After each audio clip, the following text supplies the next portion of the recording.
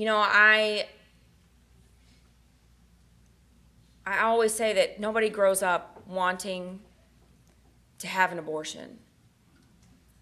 Anybody in here when they were a little kid just say, God, I can't wait to grow up and have an abortion? Nobody grows up wanting that. Nobody grows up wanting to work in the abortion industry.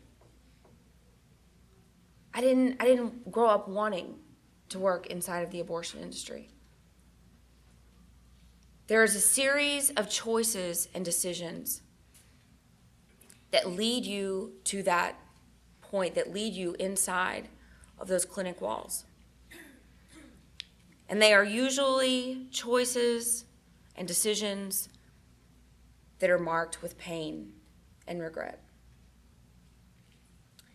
And the first painful decision I made was as a 20-year-old making the decision to have an abortion. I didn't grow up that way. I grew up Southern Baptist in a pro-life home. How many of you in here grew up in what you would say is a pro-life home? Raise your hand. All right. Now, well, I did too. Me too. Now, how many of you grew up in that same home frequently talking about abortion in that home? What? Where'd all the hands go? Well, not to worry, Oregon. I ask this question everywhere I go, and it's always the same. Oh yeah, we all grew up in a pro-life home. Nobody talked about it. It was the same for me. We didn't talk about abortion around the dinner table. We didn't sit around and talk about abortion. My parents didn't talk about abortion with me. You know what my parents talked about? Abstinence. You know what a penis is? Stay away from it.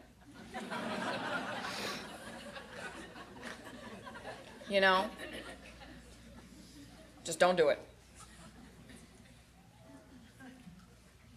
So, my parents sent me off to college just thinking, well, as long as Abby, as long as she holds those values dear to her, then abortion will never be on the table, right? And I always did what my parents told me to do. And so I went to college and I went a little nuts. Like a lot of people. And I was 20, I found myself pregnant, and I couldn't believe it. I was invincible. I can't get pregnant. And I was doing everything right. I was on the pill. And the pill's 100% effective. That makes me laugh. But yeah, I thought I can't get pregnant. I'm on the pill. And I remember flipping open the yellow pages. And I flipped that open, when the first categories pops up, abortion. And I just remember going down the row, just going down with my finger, just calling numbers until somebody picked up the phone. I set up my appointment. It was $500 at the time. I don't even remember how far along I was. I had to be kind of far along because $500 was kind of a lot back then. And so I had to get a credit card. I never had a credit card before. I didn't have $500 burning a hole in my pocket. So I had to get a credit card. So I got an American Express card. I was so glad I got approved for $800. First thing I ever charged in my whole life was my abortion.